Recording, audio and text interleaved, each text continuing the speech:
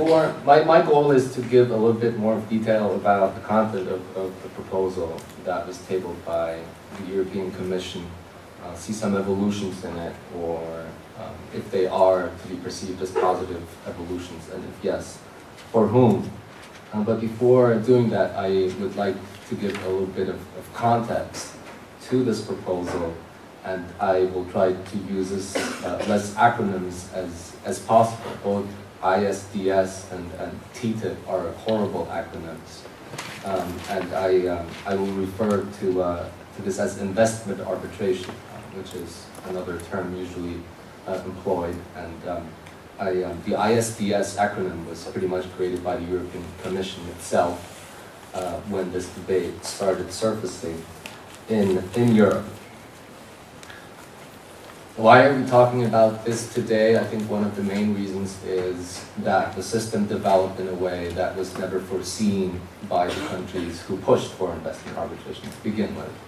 The purpose of this was for exporting countries, for rich Western European, American exporting countries, to protect investments in unstable economies abroad. They pushed for these kind of settlement of disputes in so-called bilateral investment treaties. And this started as early as 1959. And most of the developing states signed these treaties without fully understanding what exactly they were signing up for. And I don't think anybody was aware of how prominent this kind of dispute settlement system would become. That's an evolution that has taken place over the last 10 to 15 years. Until the mid-1990s, you did not have even a lawyer that was called an investment lawyer or an investment arbitration lawyer. You did not have investment arbitration groups in big law firms like the one I'm working at. So this is a fairly recent evolution. And our debate here is taking place after this debate has already been taken out in other countries that have been touched by the system before it has reached Europe's shores. And that is a big difference. For the first time over the last years, European countries have become defendants in these investment arbitration cases. There is a case pending against France, which was brought by a Turkish investor. There is a case pending against Austria, brought by a Maltese investor regarding an Austrian bank. There are dozens, literally, of cases against Spain because of its withdrawal of subsidies to wind farming, which were brought, and solar, under the so-called Energy Charter Treaty.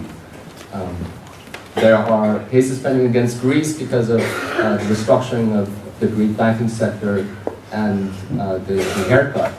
So, without obviously forgetting the case that is being brought against Germany by Vattenfall, following Germany's decision to terminate all their nuclear power energy plants and to phase them out progressively, and that has brought about claims against Germany. So, as Mavluda pointed out, this is a debate that does have some traits of neocolonialism, because for the first time we're realizing the kinds of rights that we afforded to big corporations, but this is what we pushed for, and this is what we have done in Latin America, this is what we have done in Africa, this is what we have done in India. There are a certain number of claims being brought against India, multi-billion claims.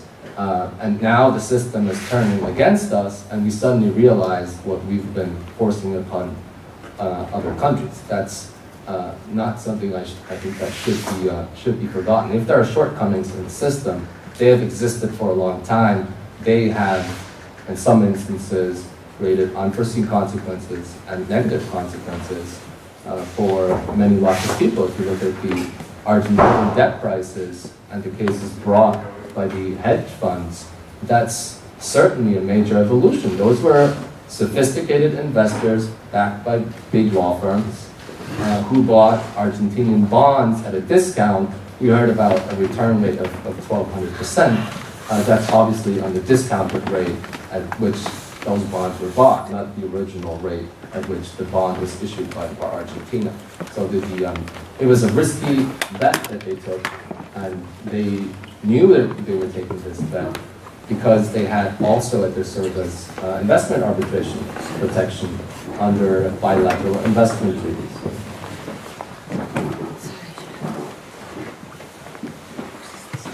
Let's go to the Transatlantic Trade and Investment Partnership and the so-called investment chapter, which includes the investor-state dispute settlement system, investment arbitration. What is the evolution of that chapter, and where does it stand right now, and why is there so much public debate about this? Well, probably nobody would have noticed this chapter if it weren't for a leak that occurred in September 2014.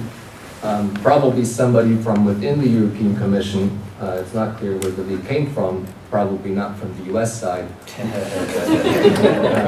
but probably somebody against investment arbitration, or for some purpose annoyed with the way how the negotiations were conducted, which by the way is the result of the Lisbon Treaty, because the Lisbon Treaty for the first time avoids exclusive competence to the European Union for negotiating trade agreements. And this first document was leaked, and it was leaked on big platforms online, and you had several NGOs for the first time picking up on the issue of investment arbitration and what this trade deal, this potential trade deal with the United States contained. This original investment chapter, which, as you can see, is already quite substantial. We're talking about 42 pages or less of regulations regarding investment arbitration, which is unusual if you look at bilateral investment treaties, especially those negotiated by the European countries and the US in the 80s and 90s. They are very short. We're talking about 4 or 5 pages of rather broad worded rights that were accorded to investors. This is very detailed and very complex. This is complex not only for the broad public, this is very complex for a specialized lawyer in investment arbitration. And I defy anybody to come up and say I have full control and I fully dominate everything that is written in these proposals. What happened? Big backlash, mainly in Germany. A lot of German newspapers picked up on this leak and started running stories in major newspapers against investment arbitration and against TTIP in general. And often behind symbols, the symbol in Germany was the genetically modified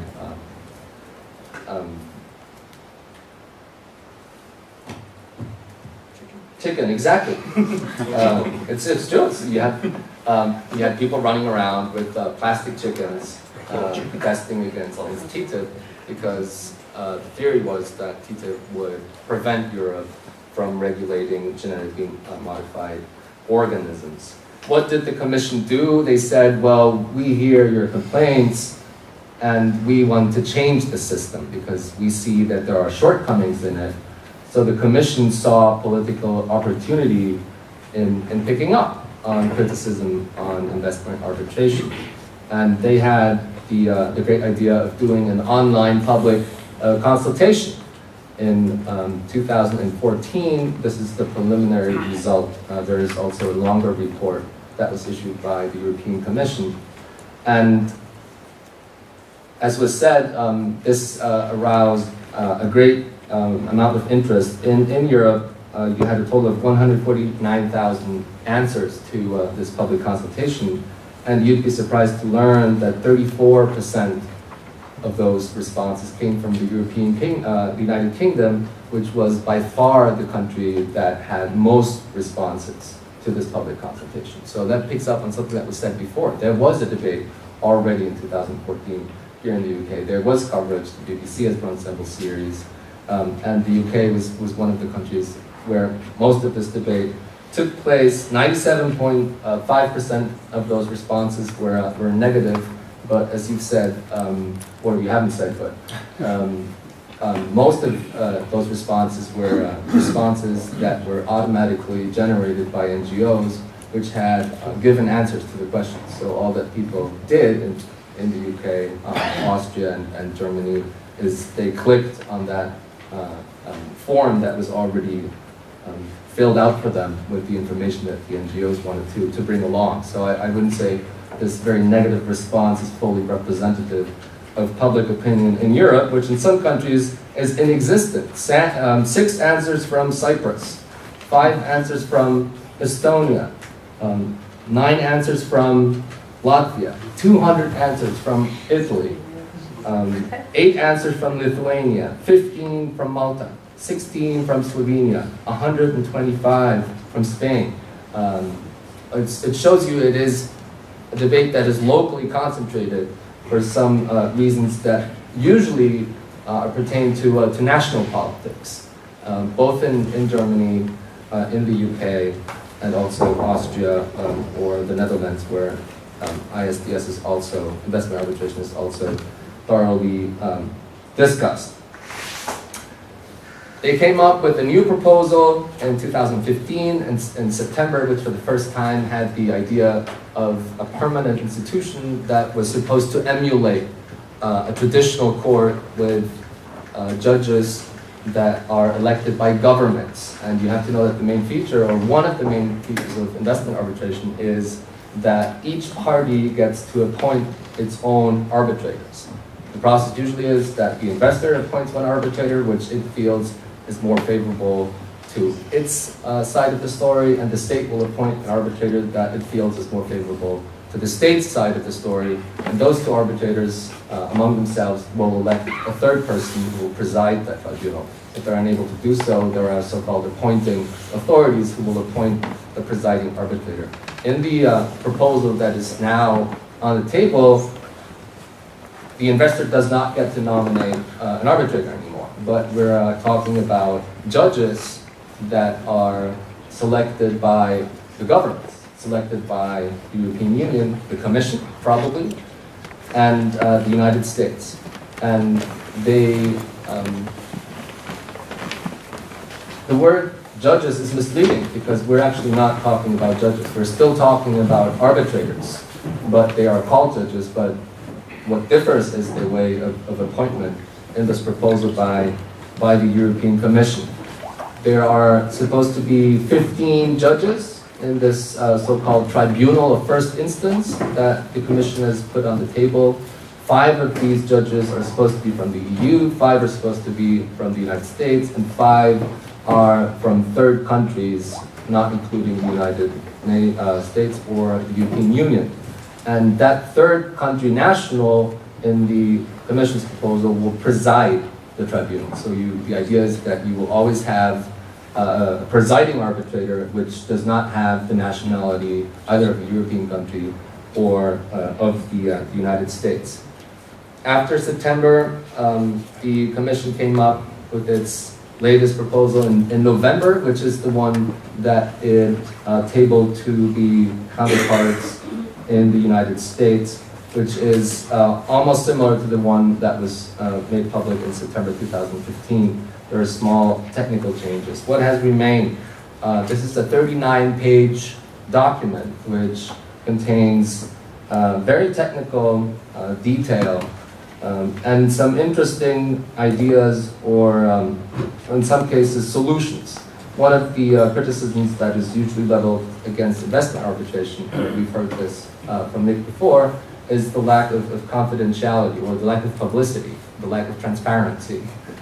It's the contrary. It's the fact that most of these arbitrations are not public. Again, you do find public information on many of these cases. If you look at Canada, Canada has made public all of its investment arbitration cases, all of the awards, all of the submissions, and when non-privileged information is involved, also of exhibits that were submitted in those arbitrations. So you can go online, if you type Canada NAFTA cases, you will come to a list of all those cases with all the information made public. So there's a trend towards more publicity in investment arbitration, and this is reflected in the proposal by the European Commission, which proposes to apply rules that were just passed by a United Nations body, that would also mean that all the decisions rendered under this regime would be made public. And to a certain extent, the hearings that take place right now behind closed doors would also be made open to the public. It includes an appeal mechanism. We've heard several times that there is no appeal against investment arbitration decisions. That's only partially true.